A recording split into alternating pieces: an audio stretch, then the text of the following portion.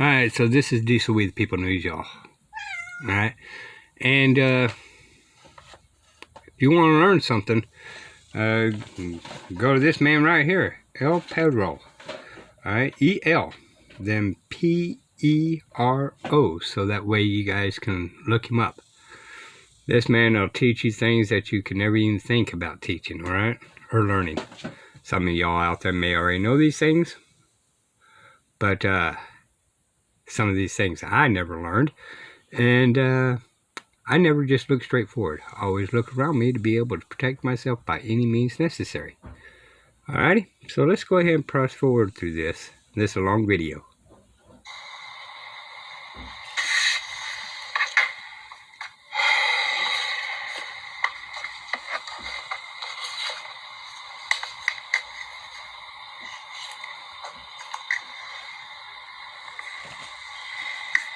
Good evening, everybody.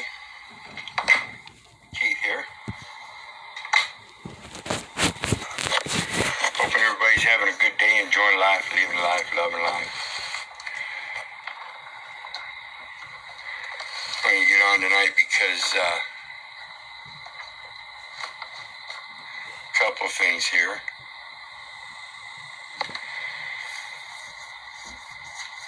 So, first I want to start out with the Word of God always. See, the Word of God is what's supposed to be law. And it says, owe no man anything but to love one another. For if you loved one another, you've fulfilled the law. It also says that God wrote his word of law on our heart with the index finger of his right hand. And so we're going to start this talk about indexes with the first index. In the beginning was the Word, and the Word was with God, and the Word was God. So, just to show you the connection with index,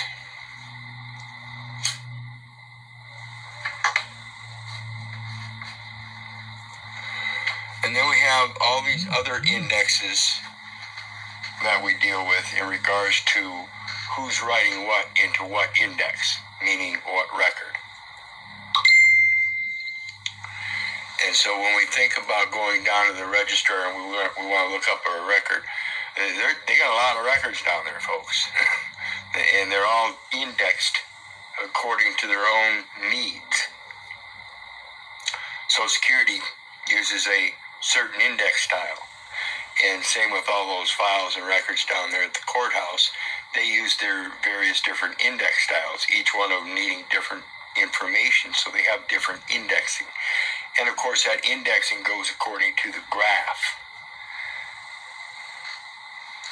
And when we look at a graph on a piece of paper, it would be like a T ledger or something like that, an index ledger, an invoice ledger, and they've got all different kinds, they've got a lot of different styles. And so they all use different kinds of grammar. And when we take our grammar from our literal word and start putting it on paper in writing, that's a certain kind of graph. And it starts out as a phoneme, a phonic sound. And then it gets morphed into a grapheme, which has no sound at all, but can be translated so somebody else can read it and issue forth the same sound. So it uses a different index to pass along the information to return it back to the original index or style. So I'm going through and I'm looking at various different things and contemplating things as I always do. And I realize there's a big difference that I hadn't really noticed before. And like I've been explaining, that birth registration starts out by abstracting information and creating it on another form where it's divided up into its own section. What it's doing is it's creating an organizational person. But the difference is that's a United States person. And the distinction is there's a United States citizen that is part of a United States citizenry as a United States citizenship. Now, this ship is already set up and being manned, as they call it. And you can be part of that citizenry by being a citizen.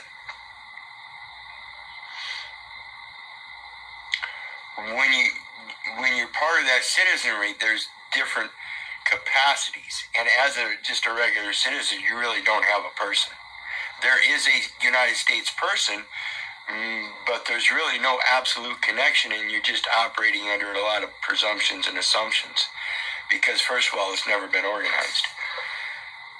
Second of all, prior to being organized, there has to be a plan and an intent. Now, though the United States has its plan and its intent, there's never been a meeting of the minds to coincide that, okay, we have the same plan and the same intent. And therefore, we can both certify it and qualify an organization that has a board of directors and has the same mission in mind. And that takes a lot of different indexes along the way as you develop those organizational skills. Those organizational skills, come to find out, in everybody's mind, they want to be their own boss and have their own business. And so they want to do all this paperwork and index everything, just like the system taught them. While at the same time trying to use that to show the world that they're their own God and they can govern themselves. I think that's kind of a fallacy. So anyway, I wanted to look up some terms, and like I said, I thought citizen and person were kind of odd in the way they reflect upon each other, because they're actually two different statuses. A person is only a person once they are organized. It can only be cognized as a person once it's in fact an actual person. Otherwise, it's still a presumption, and it leads to a lot of different things that are creating a very false record. So let's take a look at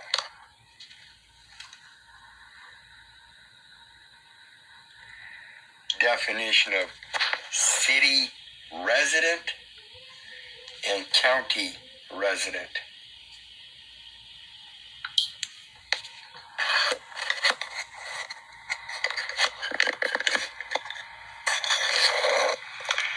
Okay, as we see here, this is from Law Insider, city resident, and you'll find there's a common set of words in most any place you find the term city resident, because it's in fact a legal term.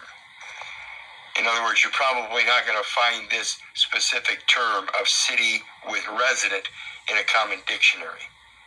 You're probably only going to like it. It's more of a modern term. Means a person. City resident means a person. Now, if you guys are familiar with me, I go over it again and again and again. 19 USC 81-0, where it says resident. The only persons allowed to reside within the zone are federal, state, or municipal officers or agents whose resident presence is deemed necessary by the board.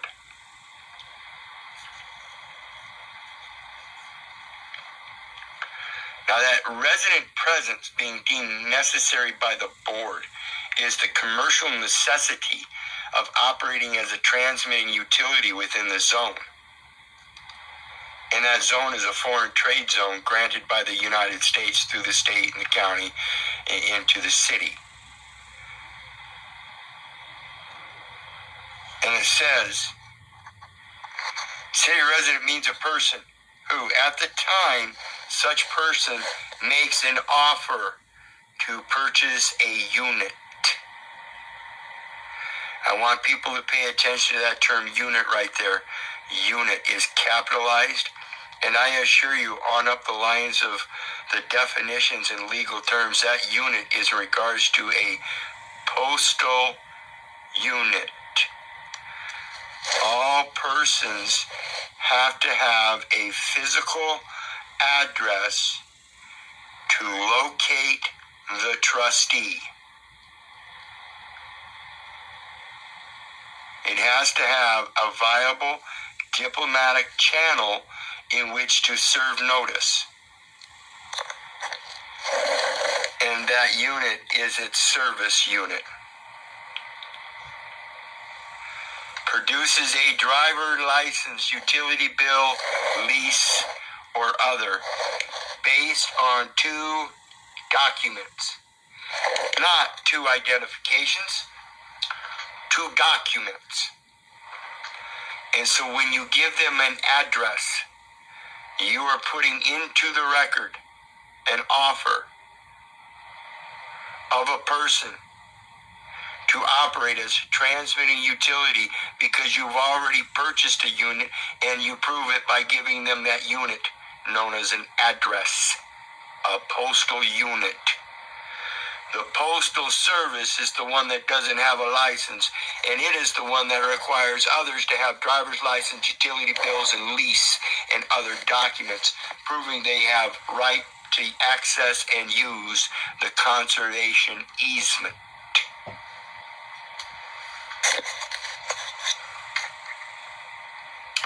City resident means the owner of record of property registered in the city of Myrtle Beach.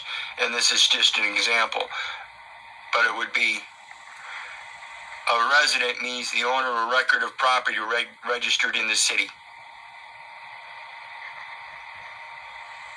Are you holding a driver's license with a city address?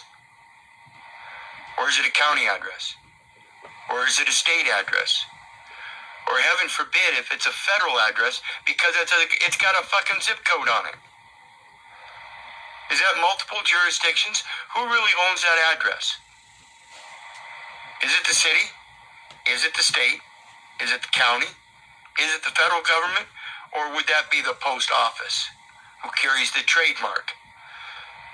Who has an indentured agreement through the United States Postal Service as a registered agent and the Postal Regulatory Commission, the registered agent being the commercial entity and the Postal Regulatory Commission being the military entity. So while being a resident, are you both a commercial entity operating for a military capacity to form contracts as warrant officers of that military? City resident means anyone residing within the city limits.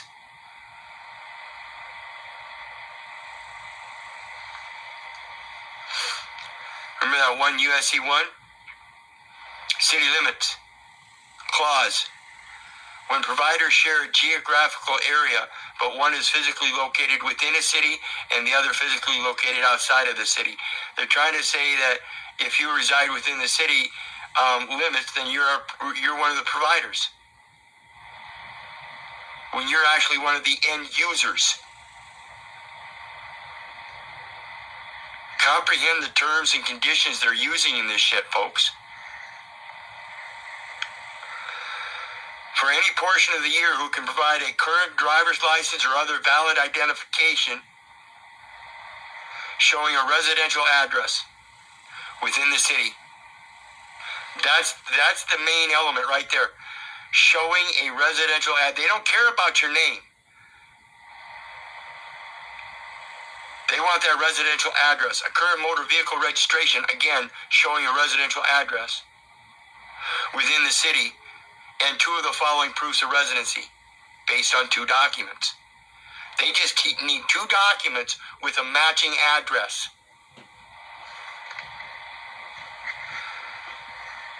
Okay, now let's look at county. I'm going to pause here for a second. On all 3 of my property, I actually got the GPS coordinates. That is my property. So I'm using my GPS. I have not used court paperwork or documents, but that is my address, is the GPS coordinates, not the post office address. Is it going to help me? I don't know. But I'm thinking outside the box, y'all. I don't look straight forward. I look around me. County resident isn't there. There is no such thing as a county resident. There is no state resident. There is no federal resident. It is only county of residence, state of residence, and federal area of residence. So let's go on with this. County of residence means the county, and watch this. I hope Malika's watching. If not, I'm sure she'll get to watch this because this is funny. This is from Law Insider, county of residence definition, and this is something we pride ourselves on in our lawful living Zooms. County of residence means the county in this state.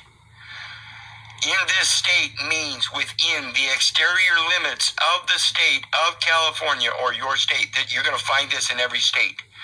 And include... All right, well, where am I at? 15 minutes. Let's go a little bit longer. All territory within those limits owned by or ceded to the United States of America, the indispensable party, and the debtor is United States, and that debtor is located in District of Columbia, and District of Columbia has no statehood. It is the corporate entity, and United States of America is the one with statehood.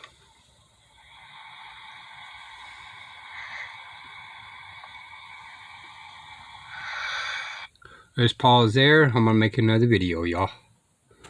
Thank you. This is We the People News.